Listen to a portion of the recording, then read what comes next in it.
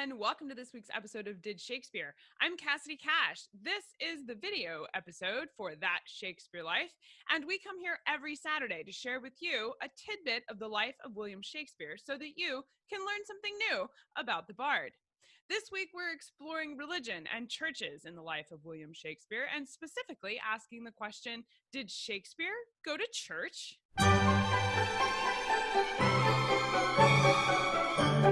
As you will know very well, historically, religion in England was determined by the religious choices of the monarch. If the king was Protestant, you were Protestant. If the king was Catholic, you were Catholic. Whatever the king believed, the people were required to believe, worship, and practice these things as well. And if they didn't, they faced the risk of fine, imprisonment, or even death for defying the wishes of the monarch. Now, for England historically, the country went back and forth between Catholicism and Protestantism in the struggle for the crown after the death of Henry VIII. Mary wanted to be Catholic, Elizabeth wanted to be Protestant, and they fought about this. And so there was a period of time where England got a little bit of religious whiplash between which one are we going to be. By the time that William Shakespeare was born in 1564, Elizabeth I was firmly established on the throne of England, and England was decidedly Protestant. William Shakespeare was born, grew up, and died in Stratford Upon Avon. He went and made a big career for himself in London, but after he retired there, he did return to his hometown. While he was there growing up, as well as when he was an adult, he worshipped at the only church in Stratford Upon Avon, Holy Trinity Church. As Shakespeare was growing up, and as it continues there today, Holy Trinity Church is a Protestant church, but it wasn't always. This building is I think the oldest in Stratford Upon Avon, and it ranks up there as one of the oldest in England, but it was built in the 12th century. Holy Trinity was originally a Saxon monastery. Over the years, the building and the people worshiping there adapted to the wishes of the crown, and when you go in to Holy Trinity Church, you can see the effects of this constant change in exactly what are we worshiping here, because there's a variety of religious, secular, and even mythical artwork depicted within its walls there. I was there in Stratford Upon Avon back in 2018. This was my very first visit to Stratford Upon Avon. It was my very first visit to England at all. And when we ended up at Stratford Upon Avon's Holy Trinity Church, it was a Sunday and they were having church services.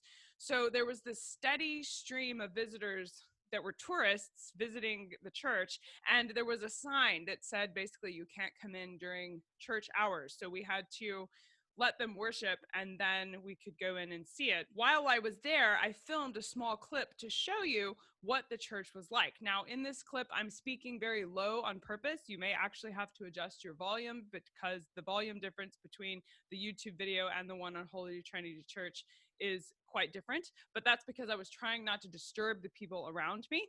But anyway, here is a quick look at Stratford Upon Avon's Holy Trinity Church. Show you Holy Trinity Church. I'm still in Stratford Upon Avon. This is a couple streets over from the Shakespeare's birthplace. It's called Shakespeare Birthplace Trust, and they control several different properties, but not this one. This one is called Holy Trinity Church. It's where Shakespeare is buried. It's where most of his family is buried. You'll see his wife's grave inside there, as well as Susanna and John Hall are buried here. Interestingly, I did not see Judith's grave here, so I think Judith must be buried somewhere else. But inside, it's gorgeous, and it's apparent that people here really love William Shakespeare, and this church is historic in the life of William Shakespeare because not only is he buried here, but this is also the church where he would worship with his family when he was in Stratford. And I wanted to show you how beautiful it is. I'm standing outside, but I'll post pictures of the inside and pictures of Shakespeare's grave on the blog. Since I recorded that video, I have done some more research into the life of William Shakespeare and Holy Trinity Church, and I was able to discover that both Judith and Hamnet are actually buried there at Holy Trinity Church. However, the precise records of where they were buried have been lost. Now, it's still surprising to me that there are only somewhere in the grounds as opposed to being buried right up front in the chancel with William Shakespeare, his wife, and their daughter Susanna and her husband. You go inside the church and there's like this Shakespeare family display of graves right in this prominent area of the church. Obviously, they are very revered and honored at this place because they're right there.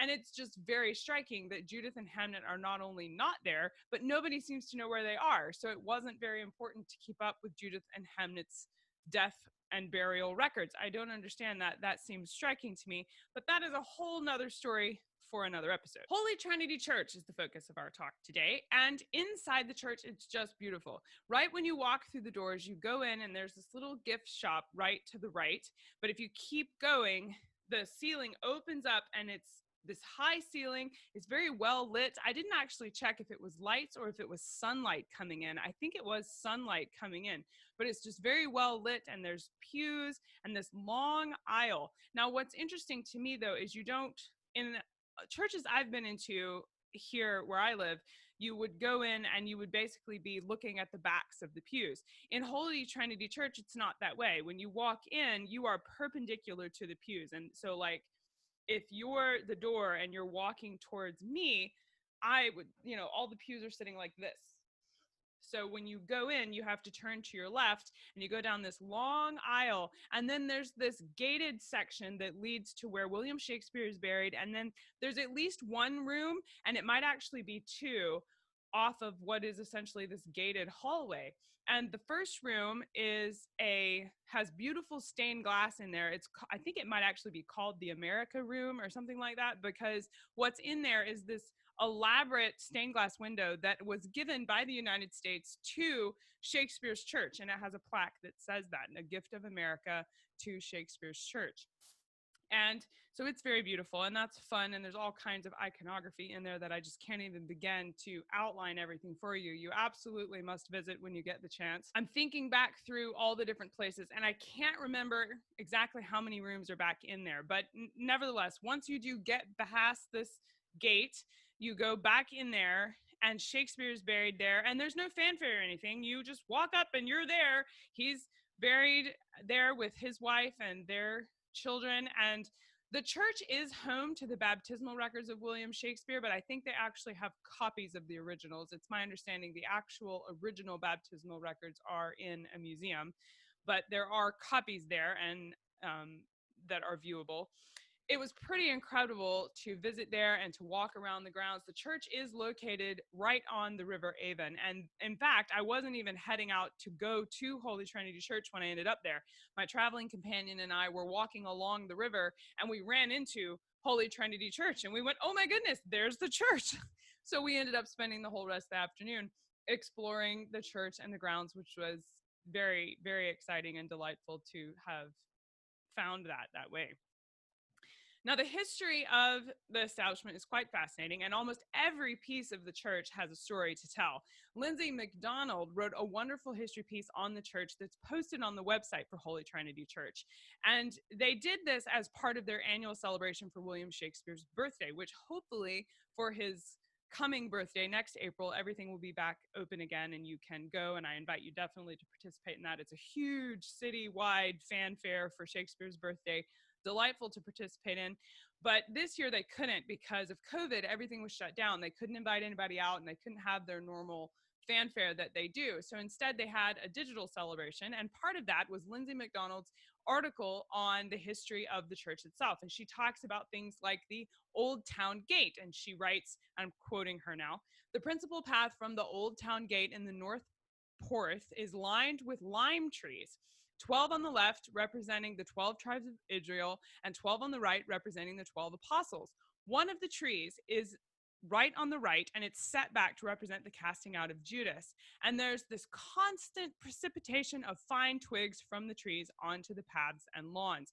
That was an interesting fact about the church, because then she goes on to quote a passage from Shakespeare's Henry VI, Part 2, where he talks about lime twigs set to catch your soul, which definitely sounds like it could be a reference to Holy Trinity Church.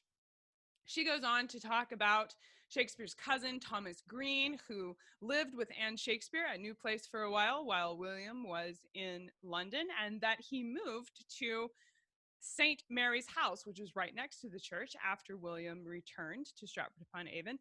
And one thing that I found really interesting in Lindsay's elaborate history, and you must go read it in full, I'll link to that below in the show notes for this video, but she talks about how there are a lot of yew trees in the churchyard. And this is a dual purpose. Firstly, yew trees were thought to cleanse a cemetery and sort of protect from the bad spirits that could live there or other cleansing that a cemetery might need. But they planted them there both ceremoniously for what they stood for, what they represented, as well as what they accomplished superstitiously. But then later, after the longbow was introduced to the English military, they used the wood from the yew tree was perfect for making longbows. But the yew was poisonous to cattle. So their solution to be able to grow the yew trees to have it available for the military without poisoning their cows was to plant the yew trees in the cemetery of the churchyard, because the cows didn't go to the churchyard. So they could plant them there where they were accessible, but away from the cows. So both for the ceremony of it as well as the historical precedent, yews were planted in churchyards, and there are still a ton of them at Holy Trinity Church. Lindsay's article goes through several aspects of the church, including the chancel and the story of the baptismal font, which Shakespeare was baptized in, and it's still there. You can see it, although it was damaged during the English Civil War. And there's also a 15th century door knocker on the church, which dates back to, I forget, 1450s, I believe. But read her entire article. She goes through a massive amount of detail, and it's very exciting. So check below this video in the show notes to find that. So the ultimate answer to this week's question is yes, William Shakespeare did go to church, and Shakespeare was a Protestant. Many people go to the trouble of arguing over the sincerity in his heart about whether he was actually Protestant or not, and that has a historical basis to debate that to a degree, because arguably William Shakespeare's parents and even grandparents would have been old enough to be Catholic under Catholic England, but England was so decidedly Protestant by the time William Shakespeare was born. William Shakespeare was never anything but Protestant. Nevertheless, we do know that he was baptized at Holy Trinity Church. His marriage records are at Holy Trinity Church. He worshiped there when he was in town, and he baptized his children there, and he was buried there. So whether or not you want to question the motives of a man's heart concerning his religion, we can definitely tell from the actions of his life that William Shakespeare felt very strongly about the town of Stratford Upon Avon, and very specifically about the beautiful and well-deserved of his love church that is Holy Trinity Church. That's it for this week. I'm Cassidy Cash. Thank you for being here and learning along with me. I hope you learned something new about the Bard. I'll be back next Saturday. Be sure to hit like and subscribe so you can join us for even more Shakespeare. I'll see you then. Bye-bye.